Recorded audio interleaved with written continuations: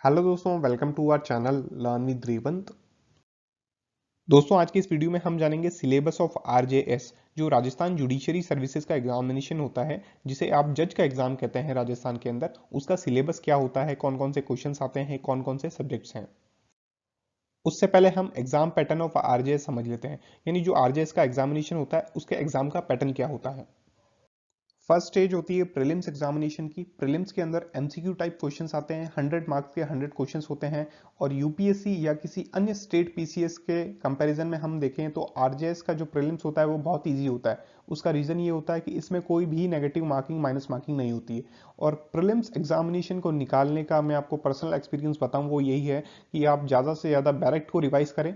बैरेक्ट के बेस पे ही prelims examination निकलता है। और दूसरा होता है मॉक टेस्ट, या आप जो प्रीवियस ईयर के जो क्वेश्चंस हैं उन्हें सॉल्व करें।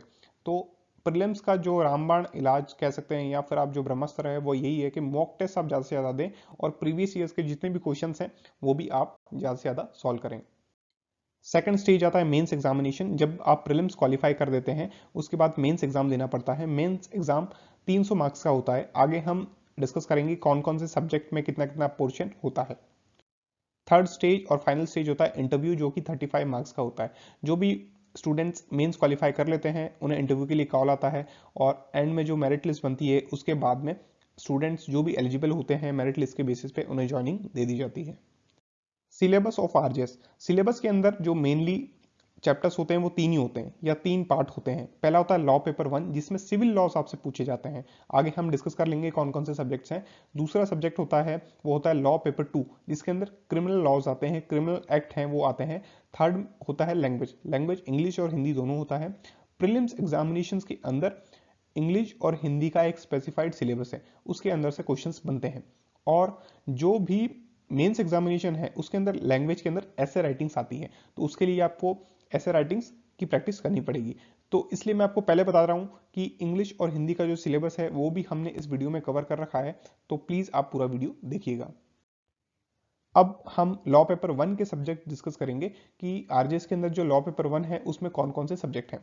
जो सब्जेक्ट्स हैं वो सारे कॉमन हैं, जो कि अन्य पीसीएस जुडिशरी में भी होते हैं, जैसे कि सीपीसी हो गया, code of civil procedure, constitution of India हो गया, इंडियन कॉन्ट्रैक्ट एक्ट हो गया, इंडियन एविडेंस एक्ट हो गया, लिमिटेशन एक्ट हो गया, स्पेसिफिक रिलीफ एक्ट हो गया, TP act, transfer of property act हो गया, इंटरप्रिटेशन ऑफ स्टैट्यूट्स हो गया।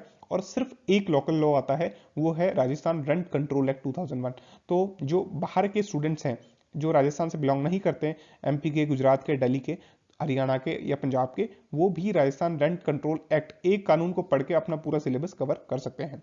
और एंड में आता है ऑर्डर और जजमेंट राइटिंग। और दोस्तों, जैसा कि मैंने आपको बताया कि प्रीलिम्स एग्जामिनेशन को क्वालिफाई करने का सबसे आसान तरीका होता है आप ज़्यादा से ज़्यादा मॉक टेस्ट दें। और ओलिव बोर्ड नाम की जो वेबसाइट है वो फ्री में राजस्थान जुडिशरी सर्विसेज के मॉक टेस्ट कंडक्ट करवा रही है। तो इसका लिंक मैंने नीचे डिस्क्रिप्शन में दे रखा है, वहाँ पे जाके आप रजिस्टर कर सकते हैं अपना ईमेल आईडी और मोबाइल नंबर डाल के। उसके बाद में आप फ्री मॉक टेस्ट दे सकते हैं। जैसा कि आप इस स्लाइड में देख रहे हैं, ये पीसी से मैं एक्सेस कर रहा हूं, मैंने भी एक मॉक टेस्ट दिया था। तो ये सारे मॉक टेस्ट हैं, तो आप एक टेस्ट जरूर दीजिए और उससे आपको पता लगेगा कि आप कितने स्टूडेंट्स में कहाँ पे स्टैंड करते हैं।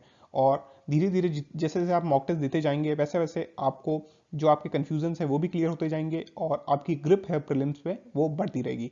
तो इसका लिंक मैंने डिस्क्रिप्शन में और कमेंट बॉक्स में दे रखा है, वहां जाके आप ओलिव बोर्ड की वेबसाइट पर रजिस्टर कर सकते हैं।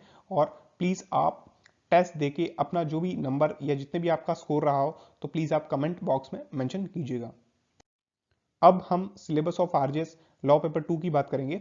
तो लॉ पेपर 2 में the code of criminal procedure 1973, CrPC जिसे आप कहते हैं वो है, इंडियन एविडेंस एक्ट है, इंडियन पीनल कोड आईपीसी है, जुवेनाइल जस्टिस एक्ट 2015 है जो कि अमेंडेड है, एनआईए नेगोशिएबल इंस्ट्रूमेंट एक्ट का जो चैप्टर है वो है, probation of offenders PO act है, और protection of women from domestic violence act 2005 भी है। और साथ में फ्रेमिंग ऑफ चार्ज और जजमेंट राइटिंग भी आता है मेंस एग्जामिनेशन के अंदर। अब कुछ सब्जेक्ट्स नए जुड़े हैं आरजेएस में इसी साल। कौन कौन से हैं? The indecent representation of women prohibition act 1986, और फिर है POCSO, protection of children from sexual offences act 2012, और थर्ड एक्ट है वो the sexual harassment of a woman at work place prevention prohibition and redressal act 2013। तो दोस्तों, इन subject से भी क्वेश्चंस ओलिव बोर्ड की जो मैंने आपको वेबसाइट बताई है वहां पे मिल जाएंगे। तो आप जब मॉक टेस्ट देंगे तो आपको पता लगेगा कि जो नए सब्जेक्ट्स हैं उन पे आपकी कमांड कैसी है, या फिर जो भी आप रिवाइज कर रहे हैं डायरेक्ट, तो आपको स्कोर पता करके आपको पता लग जाएगा आप कहाँ पे स्टैंड करते हैं। और मेरा आपको सजेशन यही है कि आप ज़्यादा से ज़्यादा मॉक टेस्ट दीजिए और साथ में जो प्रीवियस ईयर्स के क्वेश्चंस हैं वो भी सॉल्व कीजिए। ये सिलेबस है लैंग्वेज हिंदी का, तो हिंदी मेंस के लिए ये आपको पढ़ना पड़ेगा। इसमें शब्द रचना है, शब्द प्रकार है, शब्द ज्ञान है, शब्द शुद्धि है, व्याकरण है और वाक्य रचना वाक्य शुद्धि है। और ये सिलेबस है इंग्लिश का। इंग्लिश में टेंसेस है, आर्टिकल्स है, एक्टिव एंड पैसिव वॉइस है, कोऑर्डिनेशन, सबऑर्डिनेशन, डायरेक्ट और इनडायरेक्ट स्पीच है। तो दोस्तों ये आप एक बार सिलेबस से गो थ्रू होइए, उसके बाद आप मॉक टेस्ट दीजिए, फिर आप प्रीवियस ईयर के क्वेश्चंस तैयार कीजिए। और साथ ही साथ मैं आपको एक ही चीज सजेस्ट करूंगा कि आप जितना हो सके उतना डायरेक्ट को रिवाइज कीजिएगा। प्रीलिम्स एग्जामिनेशन को निकालने का बस एक ही तरीका है कि आप डायरेक्ट रिवाइज करें और ज़्यादा से ज़्यादा मॉक टेस्ट या क्वेश्चंस अटेम्प्ट करें। तो दोस्तों आपको मेरा वीडियो अच्छा लगा तो प्लीज़ वीडियो को लाइक कीजिएगा, चैनल को सब्सक्राइब कीजिएगा एंड वीडियो को शेयर करना ना भूलें। Thank you.